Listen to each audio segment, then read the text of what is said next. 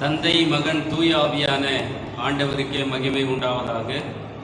இந்த மகிழ்ச்சியான குளிர்ச்சியான காலை வேளையில் ஆண்டவரை போற்றும் வண்ணம் கண்களை மூடி வேண்டிக் கொள்வோம். சர்வ வல்லமை பொருந்தின ஆண்டவர் இயேசு கிறிஸ்துவே, உம் திருப்பாதம் பணிகிறோம், முழு மனதோடு நன்றி படைக்கிறோம். ஆண்டவர் தந்து வருகிற சுகநலனுக்காக நன்றி செலுத்துகிறோம்.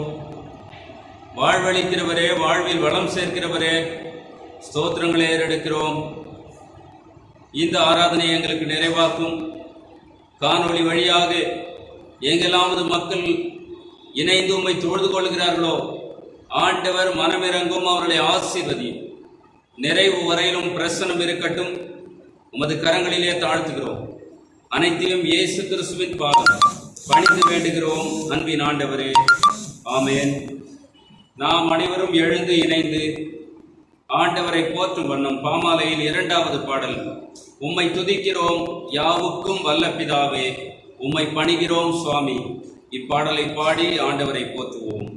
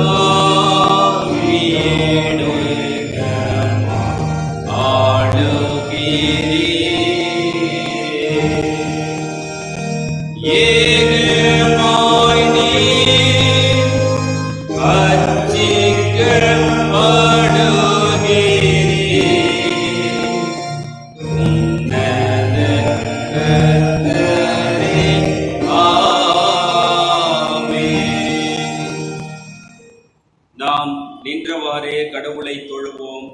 2ஆம் ஆராதனை முறைமை. கடவுள் ஆவியாயிருக்கிறார். அவரை தொழுது கொள்ளுகிறவர்கள் ஆவியோடும் உண்மையோடும் அவரை தொழுது கொள்ள வேண்டும். நம்முடைய பிதாவாகிய கடவுளாலும் கர்த்தராகிய இயேசு கிறிஸ்துவினாலும் உங்களுக்கு கிருபையும் சமாதானமும் உண்டாவதாக. இது கர்த்தர் உண்டு பண்ணின நாள், இதிலே களி கூர்ந்து மகிழ கடவோம். திரியேக கடவுளை போற்றுதல். 2ஆம் பாகம். சேர்ந்து சொல்லுவோம். எங்கள் தந்தையாம் கடவுளே, உமது வல்லமையாலும் ஞானத்தாலும் எல்லாவற்றையும் படைத்து உமது குமாரனை எங்கள் இரட்சகராக தரும்படி உலகத்தில் அன்பு கூர்ந்தீரே, உம்மை போற்றுகிறோம். குமாரனாம் கடவுளே, பாவத்தை தவிர்த்து எல்லாவற்றிலும் எங்களை போல் மனிதனாகி எங்கள் பாவங்களுக்காக ஒப்பு கொடுக்கப்பட்டு எங்கள் நீதிக்காக உயிர்த்தெழும்பியவரே, உம்மை போற்றுகிறோம். பரிசுத்த ஆவியானவராகிய கடவுளே, எல்லா உண்மைக்குள்ளும் எங்களை வழிநடத்தி கடவுளின் அன்பை எங்கள் நெஞ்சில் பொழிகிறவரே, உம்மை போற்றுகிறோம். பிதா, குமாரன், பரிசுத்தாவியாகிய கடவுளே, உமக்கே எக்காலமும் எல்லா புகழும் மகிமையும் உண்டாவதாக. ஆமென். நாம் நமது பாவங்களை அறிக்கை செய்வோம். நமக்கு பாவமில்லை என்போமானால் நம்மை நாமே வஞ்சிக்கிறவர்களாவோம். நமக்குள் உண்மை இல்லை. நமது பாவங்களை அறிக்கையிட்டால் பாவங்களை நமக்கு மன்னித்து எவ்வித அநீதமும் நீங்க நம்மை சுத்திகரிப்பதற்கு அவர் நம்பத்தக்கவரும் நீதியும் உள்ளவர். இளைய மகன் சொன்னது, நான் எழுந்து என் தகப்பனிடத்திற்கு போய், தகப்பனே, பரத்துக்கு விரோதமாகவும் உமது பார்வையிலும் பாவம் செய்தேன். இனி உம்முடைய மகன் என்று சொல்லப்படுவதற்கு நான் பாத்திரன் அல்லன். உம்முடைய கூலிக்காரரில் ஒருவனாக என்னை வைத்துக் கொள்ளும் என்பேன். கடவுள் ராஜ்யம் சமீபித்திருக்கிறது. மனம் திரும்பி நற்செய்தியில் நம்பிக்கை வையுங்கள். முழங்கார் படியிட்டவர்களாக ஜப நிலையிலே இருந்து நம்மை நாமே சோதித்து அறிவோமாக.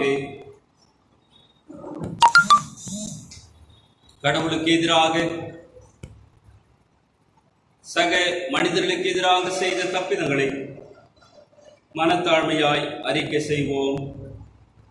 பாவங்களை விட்டுவிடுவோம். ஆண்டவரை பின்பற்றுவோம். அவர் சமூகத்திலே தாழ்த்தி ஒப்புக் கொடுப்போம்.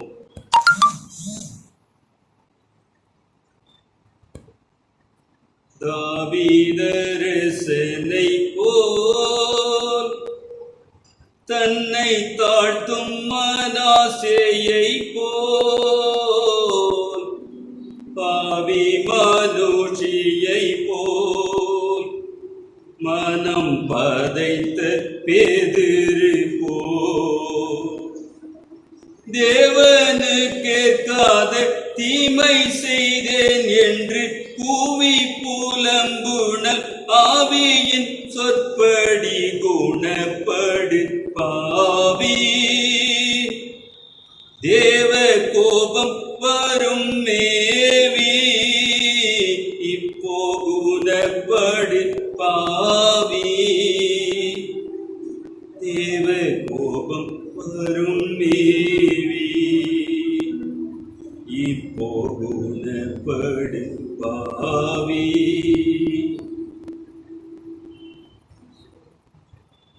ஆண்டவர் சமூகத்திலே தாழ்த்துங்கள். பாவங்களை ஒப்புக்கொண்டு அறிக்கை செய்வதமாய் பாவ அறிக்கைக்கான முதலாம் ஜெபத்தை ஏறெடுப்போம்.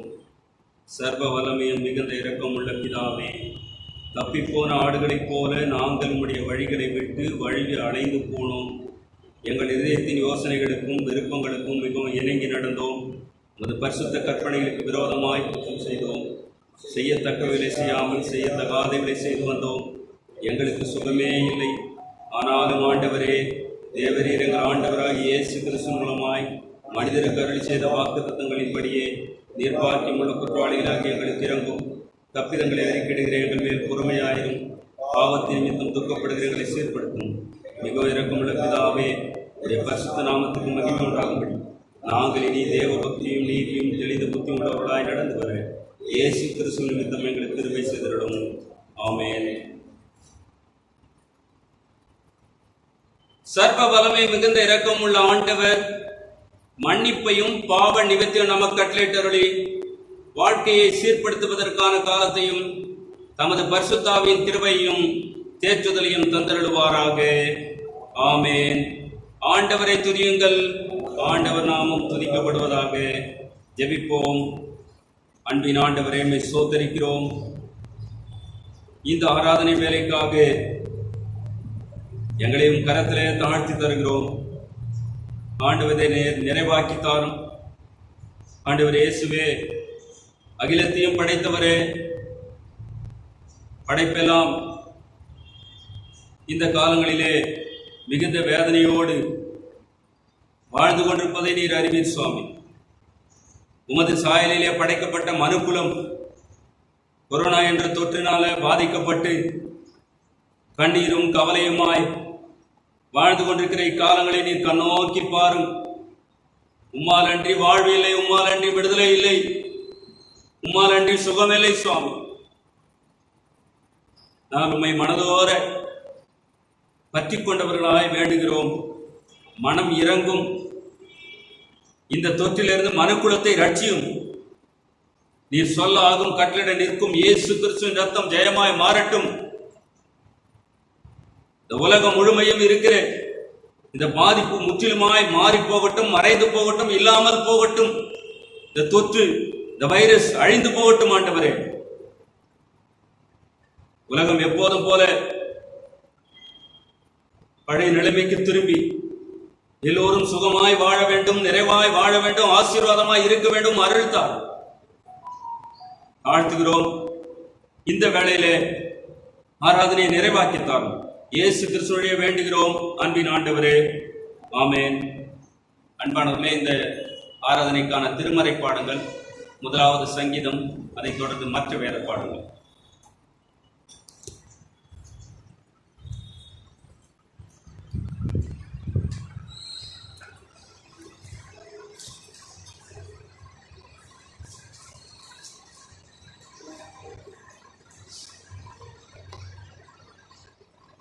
முறைமுறையாக வாசிக்க வேண்டிய சங்கீதம் 46. சங்கீதம் 46. தேவன் நமக்கு அடைக்கலமும் பலனும், ஆபத்து காலத்தில் அனுகூலமான துணையுமானவர்.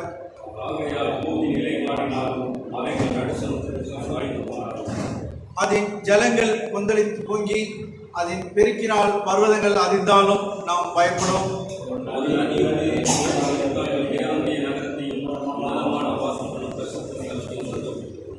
தேவன் அதன் நடுவில் இருக்கிறார், அது அசையாது. அதிகாலையிலே தேவன் அதற்கு சகாயம் பண்ணுவார்.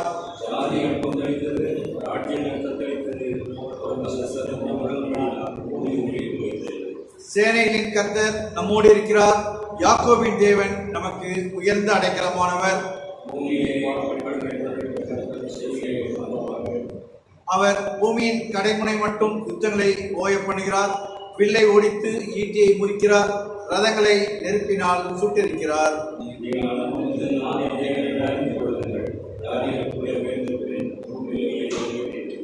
சேர்ந்து சொல்வோம். சேனைகளின் கர்த்தர் நம்மோடு இருக்கிறார். யாக்கோபின் தேவன் நமக்கு உயர்ந்த அடைக்கலமானவர்.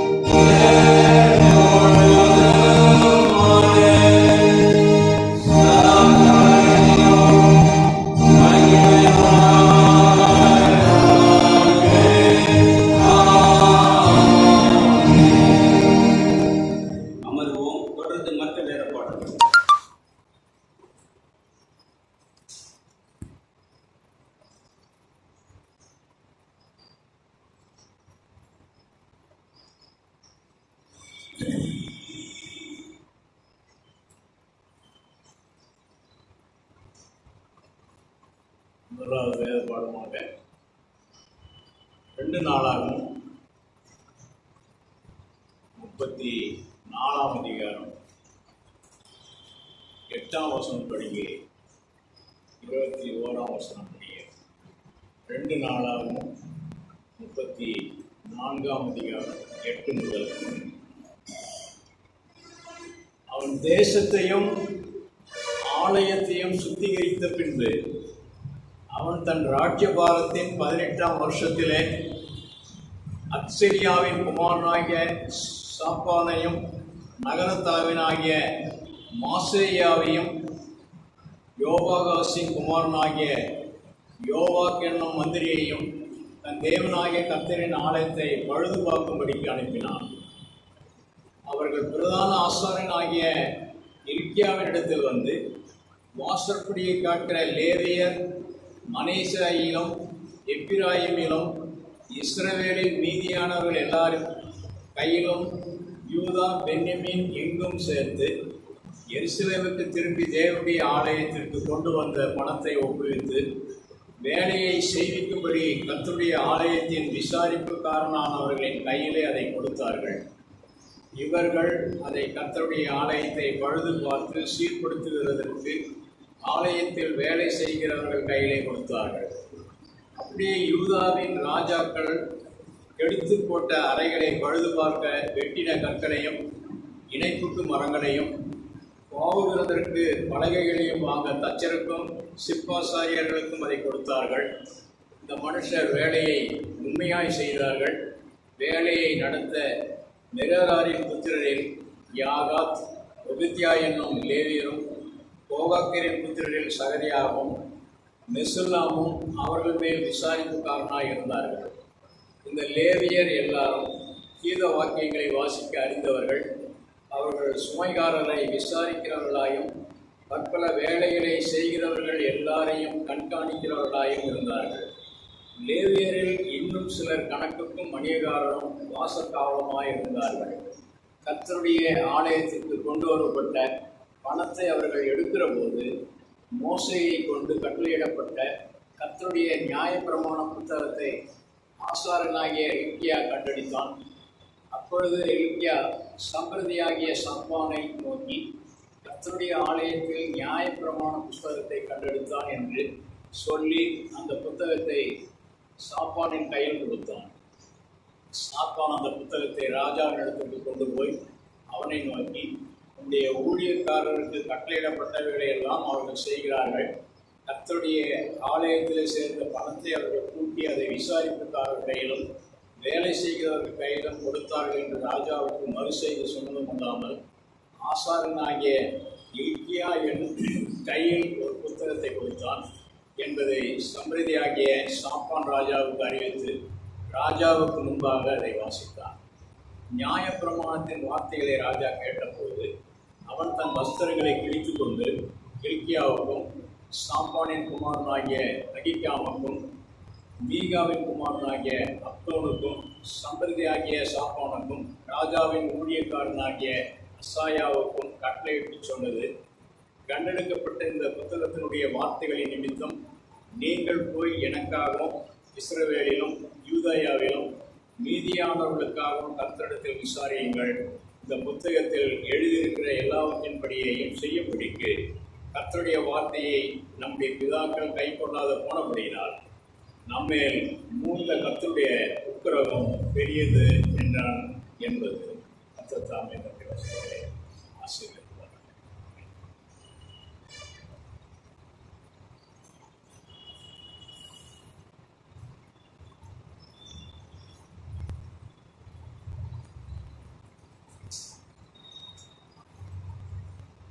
வாசிக்க வேண்டிய 2ஆம் வேத பாடம் வெளிப்படுத்தின விசேஷம் 2ஆம் அதிகாரம் வசனங்கள் 1 முதல் 7 முடியும்.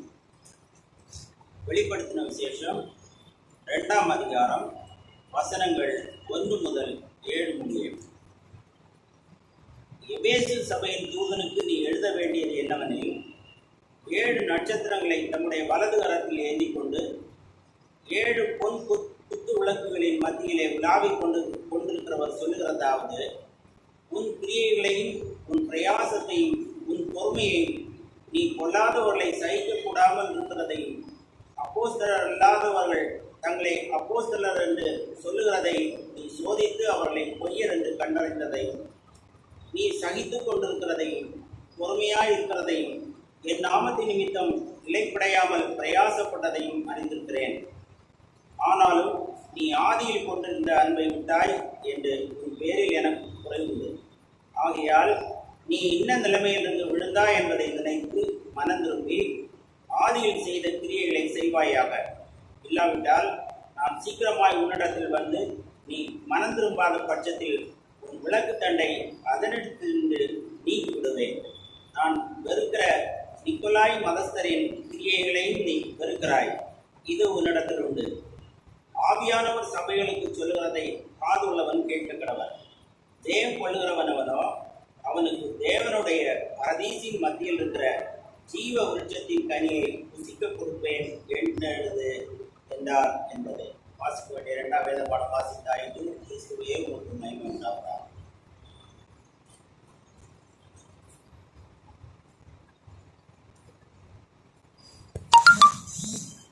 வாசிக்க தெரிந்து கொள்ளப்பட்ட 3ஆம் வேத பாடம் யோவான் எழுதின சுவிசேஷம் 2ஆம் அதிகாரம் வசனங்கள் 12 தொடங்கி 22 வரை. யோவான் எழுதின சுவிசேஷம் 2ஆம் அதிகாரம் வசனங்கள் 12 தொடங்கி 22 வரை. அதன் பின்பு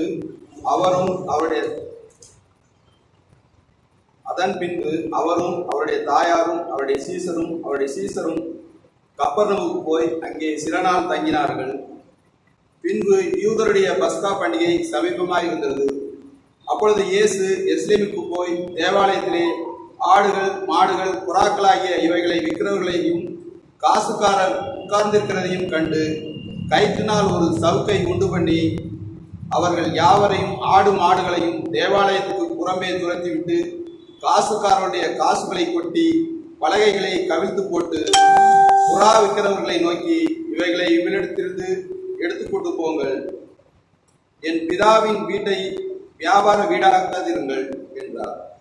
அப்பொழுது உம்முடைய வீட்டை குறித்து உண்டான பக்தி வைராக்கியம் என்னை பட்சித்தது என்று எழுதியிருக்கிறதையும் அவருடைய சீசர்கள் நினைவு கூர்ந்தார்கள். அப்பொழுது யூதர்கள் அவரை நோக்கி, நீர் இவைகளை செய்கிறீரே, இதற்கு என்ன அடையாளத்தை எங்களுக்கு காண்பிக்கிறீர் என்று கேட்டார்கள். இயேசு அவர்களுக்கு பிரயோத்தரமாக, இந்த ஆலயத்தை இடித்து போடுங்கள், 3 நாளைக்குள்ளே இதை எழுப்புவேன் என்றார். அப்பொழுது யூதர்கள், இந்த ஆலயத்தை கட்ட 46 வருஷம் சென்றதே, நீர் இதை 3 நாளைக்குள்ளே எழுப்புவீரோ என்றார்கள். அவரோ தம்முடைய சரீரமாகிய ஆலயத்தை குறித்து பேசினார். அவர் இப்படி சொன்னதை அவர் மரித்தோரிலிருந்து எழுந்த பின்பு அவருடைய சீசர்கள் நினைவு கூர்ந்து வேத வாக்கியத்தையும் இயேசு சொன்ன வசனத்தையும் விசுவாசித்தார்கள். வாசிக்க வேண்டிய 3ஆம் வேத பாடம் வாசித்தாயிற்று. தேவனே உங்களுக்கு மகிமை உண்டாவதாக. அன்பானவர்களே, ஆண்டவருடைய செய்திக்காக ஒரு விசை கண்களை மூடி வேண்டிக் கொள்வோம். ஒரு நாளும் உன்னை பிரியேன் என்று ஒரு நாள் கூறி நீர் காதுகளில் அழகியவும் கூறல் கேட்கையிலே அழியா நினைவுகளாய் அழகியவும் கூறல் கேட்கையிலே அழியா நினைவுகளாய் சர்வேஸ்வராவும் சன்னதியில் நான் சர்வம் மறந்து ஆடிடுவேன். சர்வேஸ்வராவும் சன்னதியில் நான் சர்வம் மறந்து ஆடிடுவேன். அன்பின் ஆண்டவரே, சோதரிக்கிறோம். நீர் பேசும் நாங்கள் கேட்கிறோம், கரங்களிலே தாழ்த்துகிறோம். அடியனை மறைத்து நீர் வெளிப்படும். இயேசு கிறிஸ்துவிலே வேண்டுகிறோம் அன்பின் ஆண்டவரே, ஆமென். கிறிஸ்துவுக்குள் அன்பான திருச்சபையோரே, சகோதர சகோதரிகளே, உங்கள் அனைவருக்கும் நமது ஆண்டவர் இயேசு கிறிஸ்துவின் திருப்பெயரிலே வாழ்த்துக்களையும் சோதரங்களையும் அன்போடு தெரிவிக்கிறேன். ஆண்டவர் ஆசீர்வதிப்பாராக. இந்த ஞாயிற்றுக்கிழமை, அதாவது ஆண்டுதோறும் அக்டோபர் மாதத்தின் கடைசி ஞாயிற்றுக்கிழமை நம்முடைய தென்னிந்திய திருச்சபையில் ரிஃபர்மேஷன் சண்டே என்று அனுசரிக்கப்படுகிறது, சீர்திருத்த ஞாயிறு. காரணம், இதற்கு வித்திட்ட அல்லது மாற்றத்தையும் ஏற்றத்தையும் சீர்திருத்தத்தையும் கொண்டு வந்த மார்ட்டின் லூத்தர் அக்டோபர் 31, 1517 ஆண்டு ஜெர்மன் விட்டன்பர்க் ஆலயத்தின் கதவிலே, அந்த ஆலயம் ஆல் செயின்ட்ஸ் சர்ச் என்று சொல்லப்படுகிறது, அந்த சகல பரிசுத்தவான்கள் ஆலய கதவிலே 95 ஆய்வு கட்டுரைகளை எழுதி ஆணி அறைந்தார். அது ஒரு மிகப்பெரிய சீர்திருத்த வரலாறு.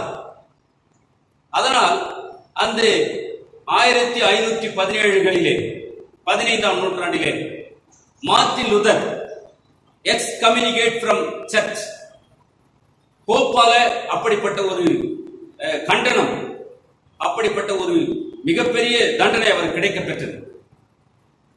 அதன் பிறகு அவர் கத்தோலிக்க துறவி, கத்தோலிக்க சாமியார், ஆர்சிஃபாதர், ஒரு மிகப்பெரிய இறையியலாளர், இறையியல் பேராசிரியர், சொல்லிக்கொண்டே போகிறார்கள்.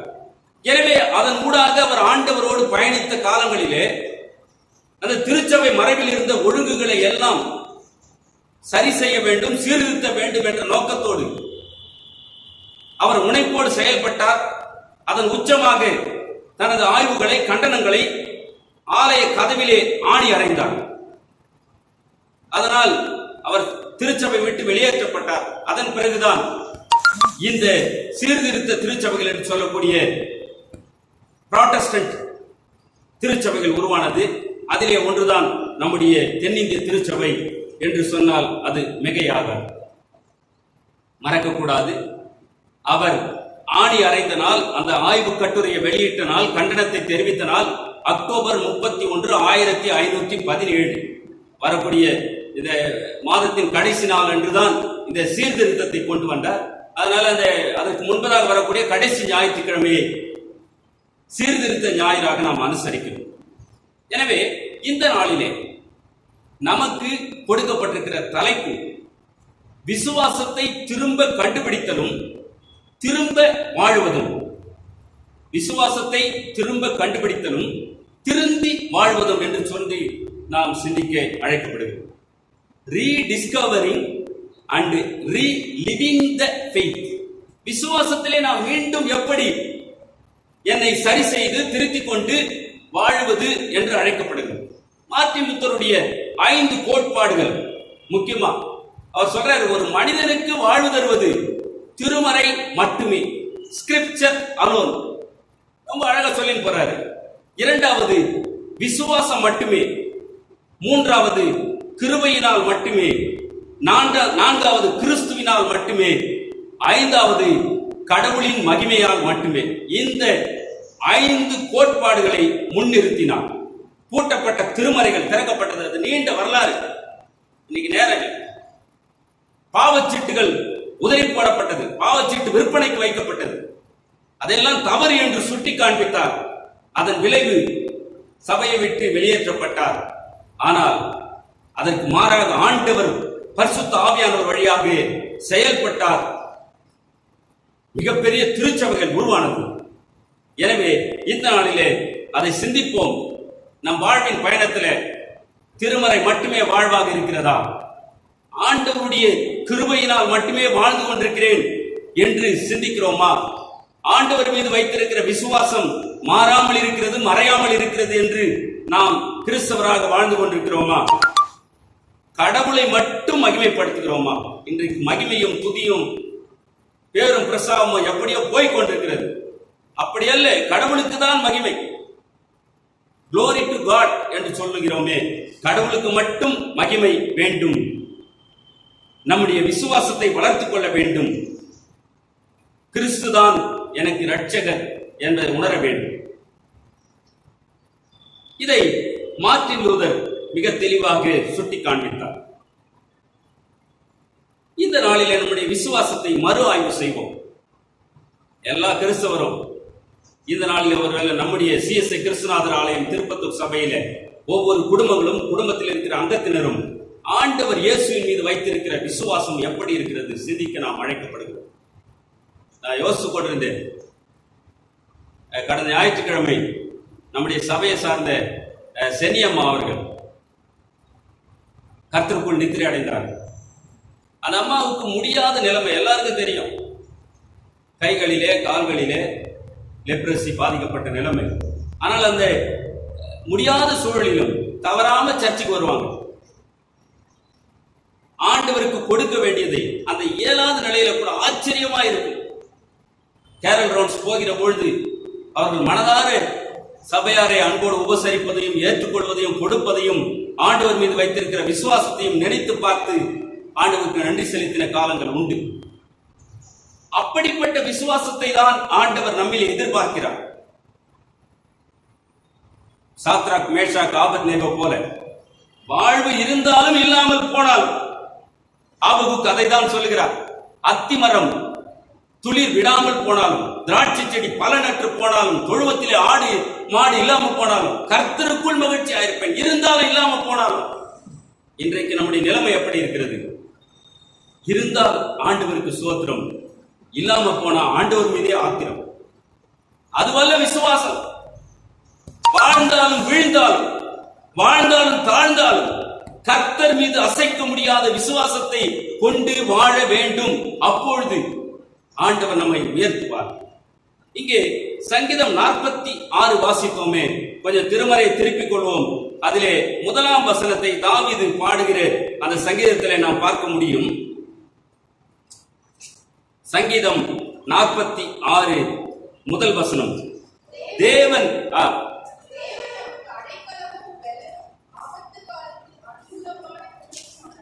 தேவன் நமக்கு அடைக்கலமும் பலனும் ஆபத்து காலத்தில் அனுகூலமான துணையுமானவர்.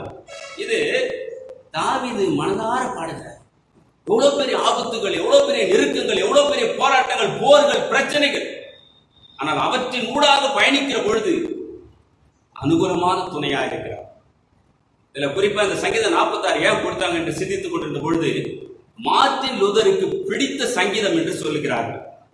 அதுல மார்ட்டின் லூதருடைய புகழ்பெற்ற ஒரு பாடல், நம் கர்த்தர் மகத்தான கோட்டை, a mighty fortress is our God என்கிற அந்த மகத்தான பாடலின் பின்னணி அந்த சங்கீதம் 46 அவர் சொல்லுகிறார், ஆபத்து காலத்திலே அனுகூலமான துணையானவர், எனக்கு அரணாய் கோட்டையாய் இருக்கிறார்.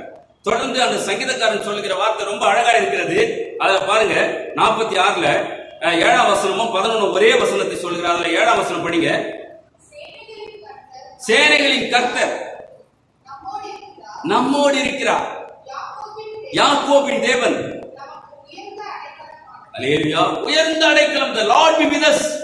எனவேதான் அவர் பிறக்கின்ற பொழுது இம்மானுவேல் என்று பெயரிடப்பட்டது.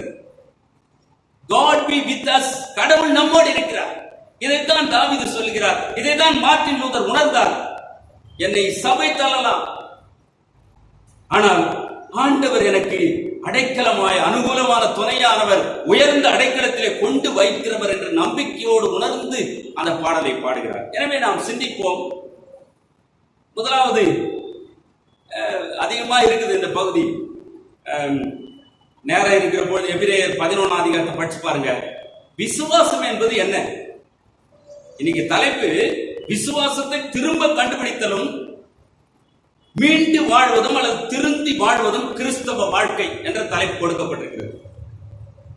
நம்முடைய விசுவாச வாழ்க்கை எப்படி இருக்கிறது என்று சிந்திக்க, சீர்தூக்கி பார்க்க நேரம் கிடைக்கும் பொழுது எபிரேயர் 11ஆம் அதிகாரத்தை படிச்சு பாருங்க. அதுல 40 வசனங்கள் இருக்கிறது.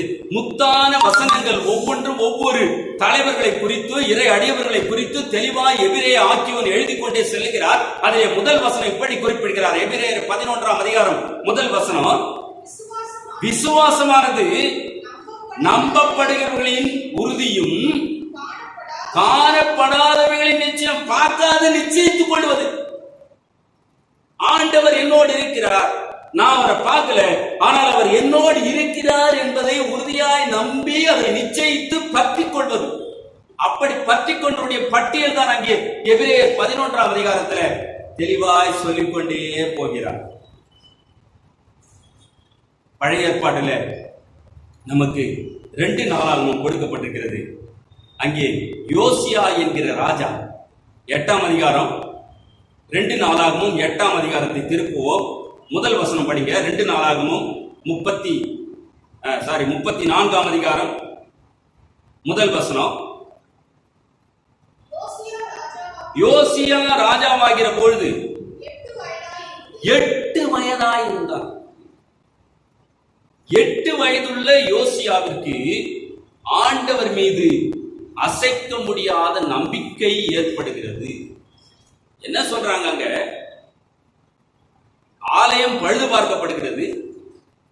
அங்கே நியாயப்பிரமாண புஸ்தகம் அப்படி பழுது பார்க்கிற பொழுது நியாயப்பிரமாண புஸ்தகம் கண்டெடுக்கப்படுகிறது. அதை கண்டெடுத்த உடனே ராஜாவினிடத்திலே கொண்டு வந்த பொழுது அவன் தன் வஸ்திரங்களை கிழித்து கொண்டவனாய் இந்த நியாயப்பிரமாணத்தை கை கொள்ளுவேன் என்று ஆண்டவர் சமூகத்தில் கதறி அழுவதை நாம் பார்க்கின்றோம். அந்த 34ஆம் அதிகாரத்தில் 19ஆம் வசனம் பாருங்க.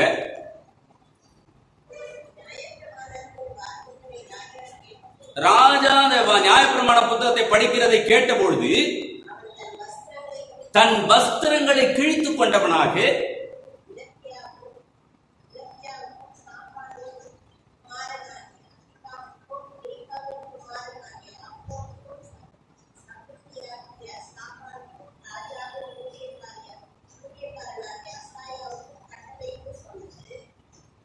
போதும், பின்னாடி தொடர்ந்து படிச்சுங்க.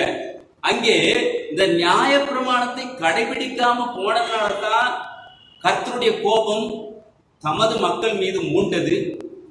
அவர்கள் சிறைபிடிக்கப்பட்டார்கள். எனவே நாம் அப்படி அழிஞ்சு போகக்கூடாது, ஒழிஞ்சு போகக்கூடாது. மாறாக கர்த்தருடைய வசனத்தை, நியாயப்பிரமாணத்தை கை கொள்ள வேண்டும் என்கிற அந்த மன உறுதியை, உடன்படிக்கையை அந்த அதிகாரம் முழுதும் படிக்கிற பொழுது தெளிவாய் தெரிகிறது. யோசியா அப்படிப்பட்ட உத்தரவை நாடு முழுவதும் ஏற்படுத்துகிறார். எனவே அன்பானவர்களே, இந்த விசுவாசத்திலே நாம் மீண்டு வர வேண்டும், திரும்ப கர்த்தருக்குள் வாழ வேண்டுமானால் நாம் அவருடைய திரு வார்த்தைகளை கை கொள்ள அழைக்கப்படுகிறோம். அவருடைய திருமறை காட்டுகிற பாதையிலே வாழ நாம் அழைக்கப்படுகிறோம். கொஞ்சம் யோசிச்சு பாருங்க, நம்முடைய வாழ்வின் பயணத்துல திருமறை நமக்கு வாழ்வாய், வழியாய், வசனம் ஒளியாய், தீபமாய் இருக்கிறதா? சிந்திக்க நாம் அழைக்கப்படுகிறோம். அப்படி வாழ்ந்தால் மட்டுமே ஆண்டவர் நம்மை ஆசீர்வதிக்கிறவராயிருக்கிறார். மாறாக ஆண்டவரை விட்டு, திருமறையை விட்டு தூரம் போகிற பொழுது, பாவத்தில் விழும் பொழுது நம்முடைய வாழ்வின் முடிவு அல்லது வாழ்வின் நிலைமை என்ன என்பது நமக்கு தெளிவாக அந்த பகுதியிலேயே சொல்லப்படுகிறது. இஸ்ரவேல் மக்கள் ஆண்டவரை விட்டு தூரம் போனார்கள், நியாயப்பிரமாணத்தை கை கொள்ளாமல் போனார்கள். அவர்கள் பாபிலோனிய படையெடுப்பினாலே, அசிரிய படையெடுப்பினாலே சிறைப்பிடிக்கப்பட்டார்கள். அதான் வரலாறு. எனவே யோசியா வழியாக சொல்லுகிற வார்த்தை, நீங்கள் விசுவாச வீரராய் வாழ்ந்தால் ஆண்டவருடைய வார்த்தையை முதலாவது கை கொள்ளுங்கள், தவற விடாதிருங்கள். கர்த்தருடைய வசனம் நம்மை வாழ வைக்கக்கூடியது. சங்கீதக்காரன் அதனால்தான் 119, 105 சொல்கிறார், உமது வசனம் என் கால்களுக்கு தீபமும் பாதைக்கு வெளிச்சமுமாய் இருக்கிறது. எனவே ஆண்டவருடைய வார்த்தை முதலாவது கை கொள்வோம். இரண்டாவது, திருவெளிப்பாடு, வெளிப்படுத்தின விசேஷத்துக்கு திருப்புவோம். 2ஆம் அதிகாரம் 4ஆம் வசனம்.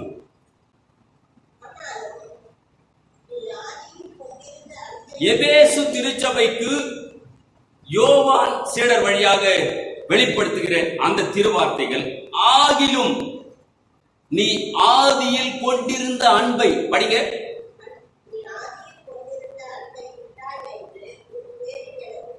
எனக்கு உன் பேர்ல எனக்கு ஒரு குறை உண்டு. எபேசு திருச்சபை சிறிய ஆசியாவின் தலைநகரம், சின்ன ஆசியாவின் தலைநகரம். அந்த தலைநகரத்திலே தான் அமைந்திருந்தது எபேசு பட்டணம். அந்த எபேசு பட்டணத்திலே தான் பவுலடிகளார் வழியாக சபை உருவாக்கப்பட்டது. அங்கிருந்து நிறைய கடிதங்கள் பவுல் எழுதியிருக்கிறார். அது ஒரு வர்த்தக மையம் என்று சொல்லப்படுகிறது. அது மட்டுமல்ல, நிறைய விக்கிரக வழிபாடுகள் நிறைந்த இடம். குறிப்பா சொல்றாங்க, அர்த்தெமி என்கிற ஒரு மிகப்பெரிய விக்கிரகத்திற்கான கோயில் இருந்துச்சாம். அதனால ஒரு பிரபலமான இடமா இருந்தது, எல்லோராலும் அறியப்பட்ட எபேசு பட்டணமாய் இருந்தது. அங்கேதான் ஆண்டவர் இயேசு கிறிஸ்து பவுல் அடிகளார் வழியாக ஒரு சபையை உருவாக்குகிறார். அந்த எபேசு சபை மிக தெளிவாக இருந்தது. ஆண்டவரை பற்றி கொண்டு வாழ்ந்தார்கள். உழைப்பதிலே, அவர்களுடைய வாழ்வின் பயணத்துல எல்லாம் தெளிவாய் இருந்தார்கள். அதான் அந்த 7 வசனத்துல தெளிவாய் சொல்லப்படுகிறது. ஆனாலும் ஒரு குறை உண்டு என்று ஆவியானவர் வெளிப்படுத்துகிறார். என்ன? ஆதியில் நீ கொண்டிருந்த அன்பை விட்டு விட்டாய். எனவே அந்த ஆதியில் கொண்டிருந்த அன்புக்கு நீ திரும்ப வேண்டும் என்று அழைக்கப்படுகிறது. அந்த 2ஆம் அதிகாரம் 7ஆம் வசனம் இப்படி சொல்லுகிறது, அப்படி அன்பிலே ஆண்டவர் மீது வைத்த அன்பிலே நீ திரும்பும் பொழுது அங்க என்ன கிடைக்குமா? 2:7 படிங்க. காதுள்ளவன் கேட்க கடவன்.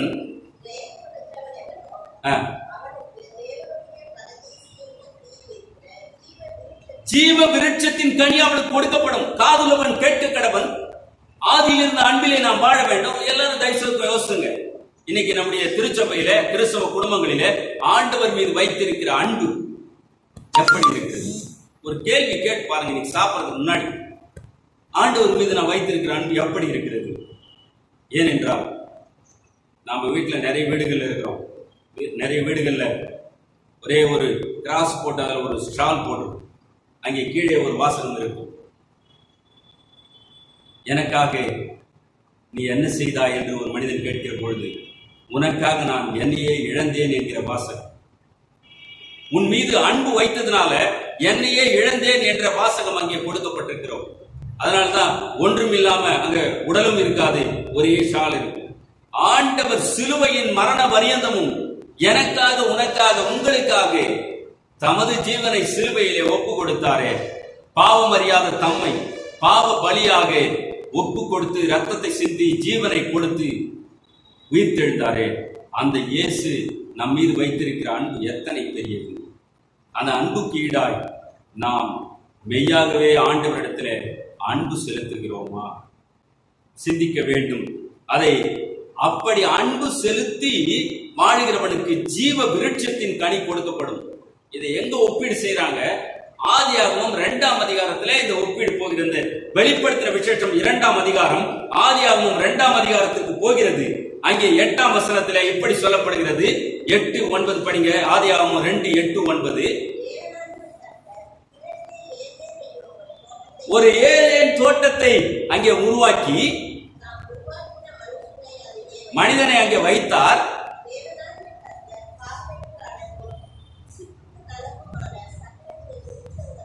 சகலவித விருட்சங்களையும் அந்த ஏதேன் தோட்டத்திலே வைத்தார்.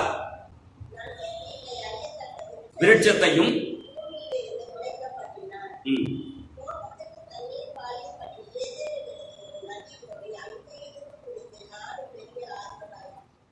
அங்கே ஜீவ விருட்சத்தையும் படைத்தார். ரொம்ப அழகாக சொல்லப்பட்டிருக்கிறது. இங்கே வெளிப்படுத்துற விசேஷத்திலே ஜெயம் கொள்ளுகிறவனுக்கு, என்னத்தை ஜெயம் கொள்ளுகிறவனுக்கு? உலகத்தை அல்ல, உலகத்தை தாண்டி ஆண்டவர் மீது வைத்த விசுவாசத்திலே வாழ்ந்து வெற்றி சிறந்த மனிதனுக்கு, ஜெயம் கொள்ளுகிறவர்களுக்கு ஆண்டவர் அந்த ஜீவ விருட்சத்தின் கனியை கொடுக்கிறார். அதாவது பரமகானான். அன்றைக்கு ஏதேன் தோட்டம் மண்ணிலே படைக்கப்பட்டது. அந்த ஏதேன் தோட்டத்தின் நிகழ்வு பரம கானானிலே, பரலோக ராஜ்யத்திலே மீண்டும் உண்டாகும். இன்னும் தெளிவாக சொல்லுகிறார்கள், இந்த மண்ணிலேயே அந்த ஏதேன் தோட்ட அனுபவத்தை வெற்றி கொள்ளுகிறவர்கள் பெற முடியும் என்றும் சொல்லுகிறார்கள். எனவே இதை நாம் பெற வேண்டும். ஆசீர்வாதமாக இந்த மண்ணிலே வாழ வேண்டுமானால் ஆண்டவர் மீது அன்பு செலுத்த வேண்டும். அவருடைய வார்த்தைக்கு செவி சாய்க்க வேண்டும். இந்த விசுவாச வாழ்க்கை பயணத்துல நாம் பயணிக்க வேண்டும். எபேசு சபைக்கு இதுதான் சொல்றாரு. எபேசு சபையை குறித்து ரொம்ப அழகா சொல்லி போறார்.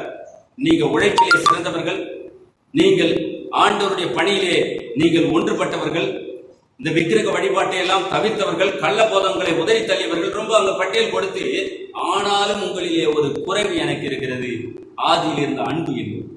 ஆண்டவர் நம்மை பார்த்தும் இந்த நாளிலே கேட்கிற கேள்வி, மகனே மகளே, எல்லாம் சரிதான், எல்லாம் செய்யற, ஆனாலும் ஒரு குறைவு இருக்கிறது.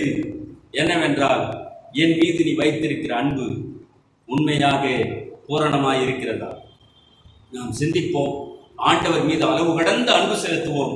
விசுவாச வாழ்க்கையில வாழ்வோம். இன்னும் ஜெயம் கொடுக்கிற தெய்வத்தை பற்றி கொள்வோம். ஜீவ விருட்சத்தின் கனியை நாம் பெறுவோம். மூன்றாவதாக யோவான் எழுதிய நற்செய்தியினுடைய போய் திருப்புவோம். 2ஆம் அதிகாரம்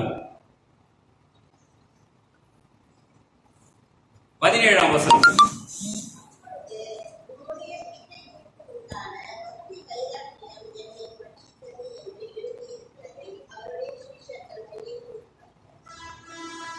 பக்தி வைராக்கியம். ஆண்டவர் இயேசுவினிடத்துல பக்தி வைராக்கியம் உண்டானது. அங்க என்ன நடக்குது? ஆண்டவர் இயேசு எருசலேமுக்கு போகிறார். போகிற பொழுது எருசலேம் தேவாலயம், அந்த தேவாலயத்துல வியாபாரம் நடந்து கொண்டிருக்கிறது. அதான் அந்த பிரச்சனை. ஏசாமி போய் பார்க்கிறார். பார்த்த பொழுது அவருக்கு கோபம் உண்டு. கோபம் சாதாரண கோபம் இல்லை. ஏசாமி நம்ம அன்பா பார்க்கிறவராகவே இருக்கிறோம், சிரிக்கிறவராகவே. அதனால தான் நிறைய பேர் என்ன வேணா பண்ணலாம், எதனாலும் பண்ணிட்டு போய் முந்தி போட்டு ஜெபம் பண்ணி பாவம் பண்ணி முந்தி போகணும்னு நினைக்கிறாங்க. இல்லை, ஆண்டவர் பட்சிக்கிற அக்கினியாகவும் இருக்கிறார். அதை நம்ம புரிஞ்சுக்கணும்.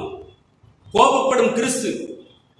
இறையல் கல்லூரியில் இருக்கும்பொழுது ஒரு ஆண்டுக்கு ஒரு கேலண்டர் ஒரு வருஷத்துல போடும் பொழுது இயேசு கிறிஸ்து கோபப்படுகிற மாதிரி ஒரு பிக்சர் போட்டாங்க. ஒரு மாசத்துக்கு கையில சாட்டை எடுக்கிற அளவு கோபம். ஏன் அந்த கோபம்? ஆண்டவர் இயேசுவுக்கு ஆலயத்தை வியாபார தலமாக்கி விட்டிருந்தார்கள்.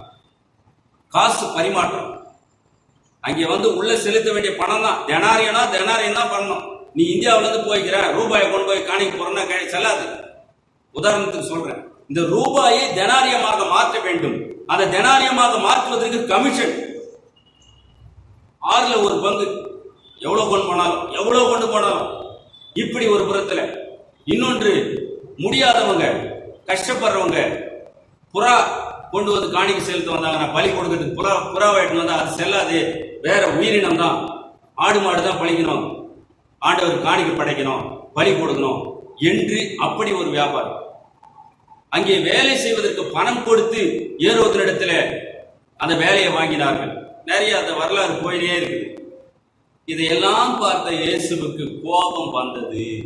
கோபம் வந்து அவர் பக்தி வைராக்கியம் மிக்கவராக சாட்டையை உண்டு பண்ணி அடித்து விரட்டுகிறார். அங்கே உள்ளே வியாபாரம் பண்ணி கொண்டிருந்த எல்லோரையும் துரத்தி விடுகிறார். இன்றைக்கு நம்முடைய பக்தி வைராக்கியம் எப்படி இருக்கிறது? வரலாற்றில் நிகழ்வுகள் அதிகம் உண்டு.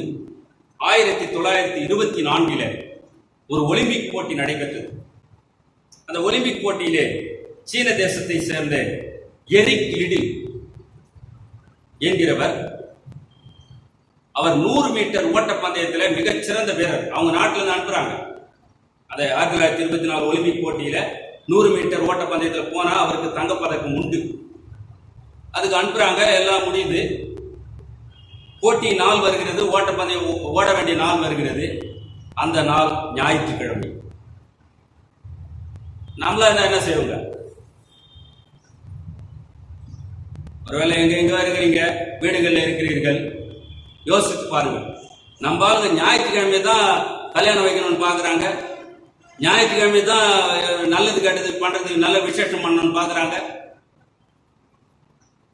அந்த எரிக் லிடில் வரலாற்றில் அவருடைய பயோகிராபி படிக்கிற பொழுது சொல்லிட்டாராம், எந்த ஒலிம்பிக் பந்தயமும் எந்த தங்க பதக்கமும் எதுவும் கிடையாதுயா, எதுவும் மாறாயா, எனக்கு நான் போட்டியில் கலந்து கொள்ள மாட்டேன் என்று அவர் தவிர்த்து விட்டார். இது உண்மை வரலாறு. தேச துரோகி என்று மக்களால் இழிவுபடுத்தப்பட்டார். அந்த போட்டி நடைபெற்றுக் கொண்டிருக்கிறது. சற்றேறக்குரிய ஒரு வாரத்துக்குள்ளாக 400 மீட்டர் ஓட்டப்பந்தயம் வருது. அதில் இன்னொரு வீரர் கலந்து கொள்ள வேண்டும். அவர் ஏதோ காரணம் அவர் வர முடியாத நிலைமை. அது வீக் டேஸ்ல வருது, வார நாட்கள்ல. அந்த நபருக்கு பதிலாக எரிக் லிடில் சேர்க்கப்படுகிறார். அவர் தயங்கி போய் நிற்கிறாராம் ஓடுகளத்துல. நிற்கும் பொழுது ஒரு வயசான பெரியவர் துண்டு சீட்டை வந்து கையில கொடுக்கிறார். அது என்னன்னு வாங்கி மெதுவா படிச்சா, என்னை கனம் பண்ணுகிறவர்களை நானும் கனம் பண்ணுவேன். அல்லேலூயா. இதை நான் சிந்தித்துக் கொண்டிருந்த பொழுது ஆண்டவர் எத்தனை அன்பு வைத்திருக்கிறார். எனக்காக நீ பக்தி வைராக்கியம் கொண்டிருந்தாயே, உனக்கு தங்கப்பதக்கம் கிடைக்க வேண்டிய நாள் 100 மீட்டர் ஓட்டப்பந்தயத்தில் ஓடினா உனக்கு தங்கப்பதக்கம் கிடைச்சிருக்கோம். ஞாயிற்றுக்கிழமை ஆராதனை செய்ய வேண்டிய நாள், எனவே நான் அதை தவிர்ப்பேன் என்று ஒதுக்கி தள்ளினாயே, உன்னை நான் கனம் பண்ணுவேன். 400 மீட்டர் ஓட்டப்பந்தயத்தில் ஓடுகிறார், பதக்கத்தை வெல்லுகிறார். அல்லேலூயா. அந்த ஆண்டவர் நம்மோடு இருக்கிறார். சிந்திப்போம். இதற்காக தான் இந்த பக்தி வைராக்கியம் வேண்டும். இந்த பக்தி வைராக்கியத்தோடு தான் எருசலேம் தேவாலயத்தில் ஆண்டவர் வந்த பொழுது வியாபார தலமாய் போய்விட்டதை கண்டு சாட்டையை கையில் எடுக்கிறார், அடித்து விரட்டுகிறார். இந்த நாட்களிலே நாம் சிந்திக்க வேண்டும். காலங்கள் கொடிதா இருக்கிறதுனால இன்னைக்கு எல்லாரும் நாம கூடி ஆராதிக்க முடியல. ஆலயங்கள் மீண்டும் திறக்கப்பட்டு ஆராதனை நடத்துகிற பொழுது தயவு செய்து திருமறையை விடாது பற்றிக் கொள்ளுங்கள். அவரே நமக்கு அனுகூலமான கோட்டையாய் துணையாய் இருக்கிறார். வீடுகளில் படிங்க, ஜெபம் பண்ணுங்க, ஆண்டவரை பற்றிக் கொள்ளுங்கள், பக்தி வைராக்கியத்தோடு வாழுங்கள். முதலாவது யோசியா ராஜா சொல்லுகிறபடி நியாயப்பிரமாணத்தை கை கொள்ளுங்கள். இரண்டாவது யோவானுக்கு வெளிப்படுத்துகிறபடி பூரண அன்பிலே நிலைத்து வாழுங்கள். மூன்றாவது பக்தி வைராக்கியம் உள்ள கிறிஸ்தவர்களாய் வாழுங்கள். இந்த வைராக்கியத்தில் வாழ்ந்தாதான் ஆண்டவர் மண்ணிலும் விண்ணிலும் நிறைவையும் ஆசீர்வாதத்தையும் தருவார். அங்கே மார்க் சொல்லுகிறார், இதே பகுதி அங்க சொல்லப்படுகிறது. ஒரு வசனம், மார்க் 11ஆம் அதிகாரம் 17ஆம் வசனம், அதை மட்டும் படிங்க, முடிச்சிடலாம்.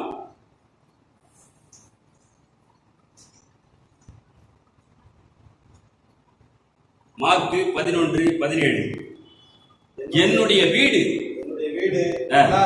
எல்லா ஜனங்களுக்கும் ஜெப வீடு. இந்த ஜெப வீட்டை கள்ளர் குகையாக்கி விட்டீர்களே, வியாபார தலமாக்கி விட்டீர்களே.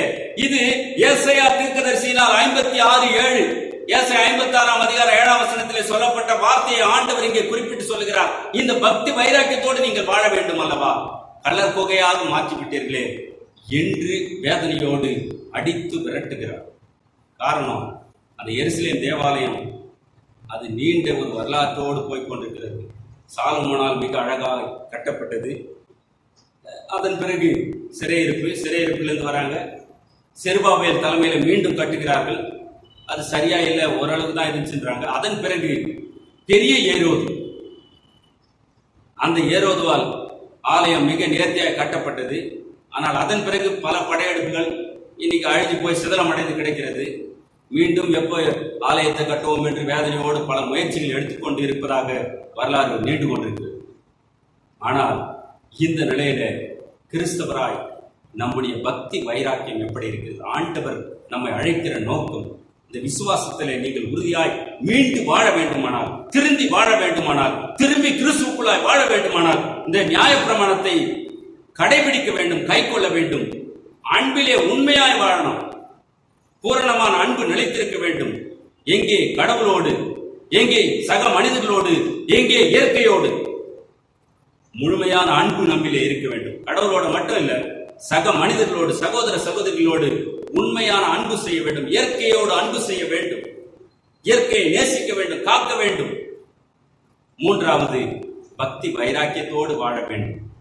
ஏனென்றால் ஆண்டவர் நம்மிலே வாசம் செய்கிறார். தமது சாயலிலே படைக்கப்பட்ட மனுக்குலம் அவரை பற்றிக் கொள்ள ஆண்டவர் நம்மை அழைத்துக் கொண்டே இருக்கிறார். கீர்த்தனையில் ஒரு பாடல், அது ஒரு பாடலை மட்டும் பாடி நிறைவு செய்ய விரும்புகிறேன். 264. தேவனே இயேசுநாதனே இத்தேவ ஆலயம் வந்திடும். தேவனே இயேசுநாதனே இத்தேவ ஆலயம் வந்திடும். தேவனே இயேசுநாதனே இத்தேவ ஆலயம் வந்திடும். தேவ ஆலயம் வந்தவர் கருள் திவ்ய ஆவியை ஈந்திடோம். தேவனே இயேசுநாதனே தேவ ஆலயம் வந்திடோம். தேவனே உமக்கான ஆலயம் பாவியின் சிறு நெஞ்சமே. தேவனே உமக்கான ஆலயம் பாவியின் சிறு நெஞ்சமே. பாவம் யாவையும் நீக்கியே சிறு தேவ ஆலயமாக்கிடோம். தேவனே இயேசுநாதனே இத்தேவ ஆலயம் வந்திடோம். கண்களை மூடி வேண்டுவோம். அன்பின் ஆண்டவரை ஸ்தோத்திரிக்கிறோம். இந்த வேளையிலே எங்களை தாழ்த்துகிறோம். ஆண்டவரே, நாங்கள் விசுவாசத்திலே வாழ அழைக்கிறவரே, உம்முடைய திருமறையை கடைபிடித்து வாழ வேண்டும், பற்றி கொள்ள வேண்டும், அன்பிலே நிலைத்திருக்க வேண்டும், பக்தி வைராக்கியத்தோடு வாழ வேண்டும். அப்படி வாழ்ந்தால் மட்டுமே ஆசீர்வாதம். அதை உணர்ந்து ஒவ்வொருவரும் வாழவும் அருள்தார். உமது கரங்களிலே தாழ்த்துகிறோம். இயேசு கிறிஸ்துவின் வேண்டுகிறோம் அன்பின் ஆண்டவரே, ஆமென்.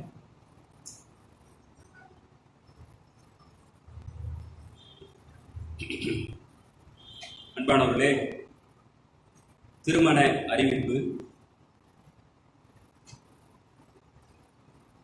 தென்னிந்திய திருச்சபை வேலூர் பேராயம் CSI கிறிஸ்துநாதர் திருப்பத்தூர் திருச்சபையை சார்ந்த திரு எஸ் காத்தவராயன், திருமதி ஜே கிருபாவதி அவருடைய மகள் செல்வி நான்சி ஜூலியட் பெட்டில்டா என்பவருக்கும், தென்னிந்திய திருச்சபை சென்னை பேராயம் தாந்துரை குருசேகரம் காமராஜபுரம் CSI பெத்தேல் திருச்சபையை சார்ந்த திரு வி ஆபிரகாம், திருமதி வி கலைச்செல்வி அவர்களுடைய மகன் செல்வன் ஆமோஸ் செல்வராஜ் என்பவருக்கும் திருமணம் செய்ய பெரியோர்களால் நிச்சயிக்கப்பட்டிருக்கிறது. இவர்களுக்கான திருமணம் நடைபெறக்கூடாதபடி நியாயமான தடை ஏதாவது இருக்குமானால் அதை எழுத்துப்பூர்வமாக திருச்சபை ஆயருக்கு தெரிவிக்க கேட்டுக்கொள்ளப்படுகின்றீர்கள். இது இவர்களுக்கான 2ஆம் திருமண அறிக்கையாகும். ஜெபம் செய்வோம். சர்வ வல்லமை பொருந்தின ஆண்டவர் இயேசு கிறிஸ்துவே, குடும்பங்களை கட்டி எழுப்புகின்றவரே, உமது கரத்திலே தாழ்த்துகிறோம். மகள் நான்சி ஜூலியட் மெட்டில்டா, மகன் ஆமோஸ் செல்வராஜ் என்கிற உமது பிள்ளைகளே, ஆண்டவர் ஆசீர்வதியும். இப்பிள்ளைகளுடைய திருமணத்தை நிறைவாக்கும் உமது கரங்களிலே தாழ்த்துகிறோம். கர்த்ததாமே நன்மையினாலே கிருபையினாலே முடிசூட்டி திருமணத்தை ஆசீர்வதித்தார். இயேசு கிறிஸ்துவின் வேண்டுகிறோம் அன்பின் ஆண்டவரே, ஆமென். அன்பானவர்களே, மீண்டும் நாம் அனைவரும் எழுந்து இணைந்து கீர்த்தனையில் 108வது பாடல் விசுவாசியின் காதில் பட இயேசு என்ற நாம் இப்பாடலிலே 1, 2, 5 ஆகிய சரணங்களை பாடி நிறைவாக நாம் ஜெபத்தோடு முடிக்கலாம்.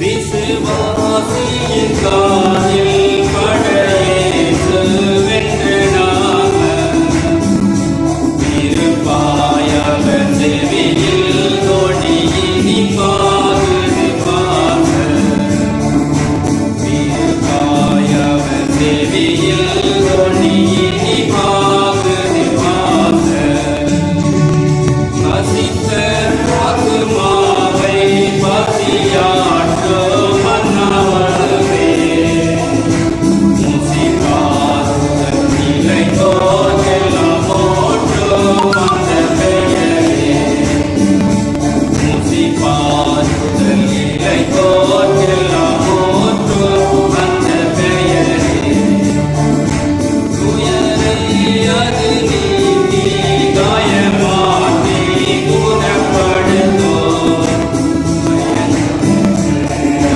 இயேசு வென்றால் பரந்தோடியே போதும், பயங்கள் யாவும் இயேசு வென்றால் பரந்தோடியே போதும்.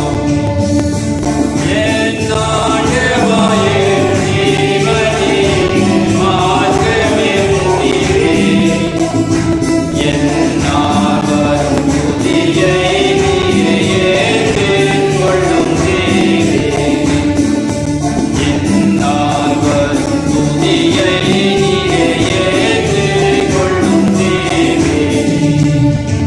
விசுவாசியின் காதில் பட இயேசு வென்ற நாம, திருப்பாயவர் செவியில் தொனி இனிப்பாகுது பாச, திருப்பாயவர் செவியில் தொனி இனிப்பாகுது பாச. நிறைவாக ஜெபித்து நாம் ஆசீர்வாதத்தோடு முடிக்கலாம். நேற்றும் இன்றும் என்றும் மாறாத அன்பின் ஆண்டவர் இயேசு கிறிஸ்துவே, உம் பாதம் பணிகிறோம். நன்றி படைக்கிறோம் சுவாமி. ஆண்டவரே, கடந்து வந்த பாதைகளிலே உடனிருந்து வழிநடத்தி வந்த தெய்வமே சோதரிக்கிறோம் ஐயா. ஆண்டவரே, உமக்கு வாழ்நாள் முழுதும் நன்றி சொன்னாலும் போதாது. நாங்கள் ஜீவனோடு ஒவ்வொரு நாளும் வாழ்வது உமது கிருபை. ஆண்டவரே, நன்றி செலுத்துகிறோம் ஐயா. எங்களுக்கு அரணும் பெலனும் ஆபத்து காலத்தில் அனுகூலமான துணையுமாய் இருக்கிற தெய்வம் நீர் மாத்திரமே. ஸ்தோத்திரங்களை ஏறெடுக்கிறோம். தாவீது உணர்ந்தார், அனுபவத்தோடு உம்மை பாடுகிறார் சுவாமி. யோசியா அரசர் 8 வயதிலே இஸ்ரவேலுக்கு அரசரான போது நியாயப்பிரமாணத்தை கைக்கொள்ள வேண்டும் என்கிற அந்த வைராக்கியத்தை கொடுத்து யோவானுக்கு வெளிப்படுத்துகிற பொழுது, எபேசு திருச்சபையே, நீ ஆதியில் கொண்டிருந்த அன்பை விட்டொழித்தாய், நீ அன்பிலே நிலைத்திருக்க வேண்டும் என்று அழைக்கிறவரே, எங்களையும் அதற்காக அழைக்கிறேன் சுவாமி. உலகத்தை அல்ல, உண்மையிலே அன்பு கொண்டிருக்கிற மக்களை ஆண்டவர் ஆசீர்வதிக்கிறேன் சுவாமி. ஆண்டவரே, நீர் எவ்வளவு பக்தி வைராக்கியத்தோடு எருசலேம் ஆலயத்துக்குள்ளாய் பிரவேசித்தீர் சுவாமி. அந்த ஜெப வீட்டை வியாபாரமாயமாய் கள்ளர் குகையாய் மாற்றி இருக்கிறார்கள் என்று வேதனைப்பட்டு சாட்டையை கையிலே எடுத்து அவர்களை அடித்து விரட்டுகிறீர், துரத்துகிறீர். ஆண்டவரே, அப்படிப்பட்ட பக்தி வைராக்கியத்தை ஒவ்வொருவருக்கும் தாரும். இந்த விசுவாசத்தை மீண்டும் ஆண்டவரே ஒவ்வொருவரும் பற்றி கொண்டு வாழ வேண்டும். மார்ட்டின் லூதர் சுகமான வாழ்வு இருந்த பொழுது அதையெல்லாம் உதைத்தள்ளி ஆண்டவர் இயேசு கிறிஸ்து நமக்காக மரித்திருக்கிற பொழுது அவரை பற்றி கொள்ள வேண்டும் என்ற புரட்சிகரமான செயல்பாட்டிலே 15ஆம் நூற்றாண்டிலே இறங்கிய பொழுது இன்றைக்கு சீர்திருத்த சபை என்று சொல்லக்கூடிய புராட்டஸ்டன்ட் சர்ச் உலகம் முழுவதும் உருவாகி இருக்கிறதை நன்றி செலுத்துகிறோம் சுவாமி. ஆண்டவரே, பிரசங்கி சொல்லுகிற பொழுது எல்லாம் மாயை, சூரியனுக்கு கீழே காண்கிற எல்லாம் மாயை, ஆனால் நிரந்தரமானது ஆண்டவருடைய அன்பு மாத்திரமே. அதை உணர வேண்டும், உம்மை பற்றிக் கொள்ள வேண்டும், உண்மையிலே அன்பு செலுத்த வேண்டும், வைராக்கியத்தோடு வாழ வேண்டும். அதை ஒவ்வொரு கிறிஸ்தவருக்கும் நீர் கட்டளிடும் சுவாமி. இந்த நாட்களிலே உலகமே முடங்கி கிடக்கிற சூழல் சுவாமி. உலகமே பயந்து நடுங்கிக் கொண்டிருக்கிற நிலைமை. இதற்கு காரணமாக இருக்கிற அந்த கொரோனா தொற்றை, இந்த கொரோனா வைரஸை அழித்து போடும் ஆண்டவரே. இந்திய தேசத்திலே, தமிழகத்திலே, நாங்கள் வாழ்கிற திருப்பத்தூர்ல இந்த தொற்று பரவிக்கொண்டே இருக்கிறது. மனமிறங்கும் ஐயா. உம்மை விட்டால் எங்களுக்கு வேறு வழி இல்லை, வேறு கதி இல்லை. நிர்கதியான மனிதர்களாக உம்மை நோக்கி பார்க்கிறோம். அப்பா பிதாவே என்று அழைக்கிற உரிமையை கொடுத்திருக்கிறீரே, அந்த உரிமையோடு இடத்திலே வேண்டுகிறோம் சுவாமி. மனமிறங்கும், இதுல இருந்து விடுவியும் கர்த்தாவே. என்னுடைய வேலூர் பேராயரை, ஆயர் பெருமக்களை, ஊழியர்களை, பேராய குடும்பங்களை உன் கரத்தில் தாழ்த்துகிறோம். ஆண்டவர் பொறுப்பெடுத்துக் கொள்ளும். என்னுடைய சிஎஸ்ஐ கிருஷ்ணநாதர் திருச்சபை திருப்பத்தூர் குருசேகத்தின் கரத்தில் தாழ்த்துகிறோம். கிளை திருச்சபைகளான ஜெயபுரம், ஊத்தங்கரை சபைகளை, குடும்பங்களை கண்ணோக்கிப்பார். ஆண்டவர் ஆசீர்வதியும் சுவாமி. உமது கரங்களிலே தாழ்த்துகிறோம் ஐயா. நீர் பெருக வேண்டும், நாங்கள் செருக வேண்டும், திருப்பெயர் மாற்றியடைய வேண்டும். எங்களால் ஒன்றுமில்லை சுவாமி. நாங்கள் பெருமையான மனிதர்களாக நோக்கி பார்க்கிறோம். மனமிறங்கும் ஆண்டவரே, மனமிறங்கும் ஐயா. நீர் போதும் ஐயா. நீர் எங்கள் பக்கத்தில் இருக்கும் பொழுது எங்களுக்கு என்னாலும் வாழ்வு, என்னாலும் வெற்றி, என்னாலும் ஆசீர்வாதம், என்னாலும் அற்புதம். நன்றி செலுத்துகிறோம். கர்த்தருடைய கரத்தில் தாழ்த்துகிறோம். அனைத்தையும் பொறுப்பெடுத்துக் கொள்ளும். இவற்றை இயேசு கிறிஸ்துவிலே வேண்டுகிறோம் அன்பின் ஆண்டவரே. ஆமென். பரமண்டல இருக்கிற பிதாவே, உடைய நாமம் பரிசுத்தப்படுவதாக, உடைய ராஜ்யம் வருவதாக.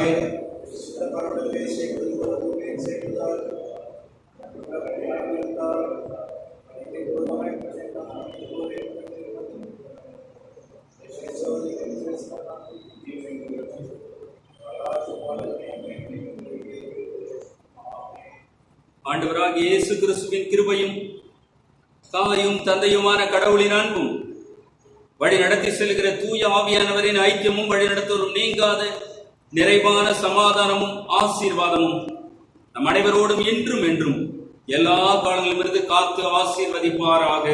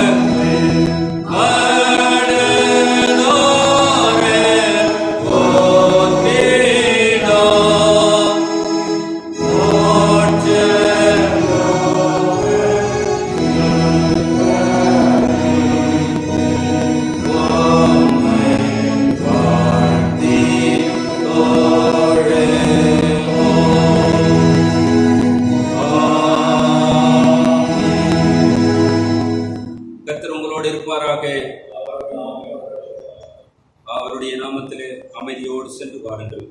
கர்த்தருடைய நாமத்தில் என் ஆத்மாவே கர்த்தரை சோதி.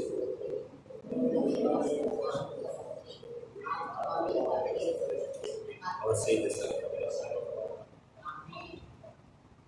எல்லாருக்கும் சோத்திரம். ஆண்டவர் ஆசீர்வதிப்பார்.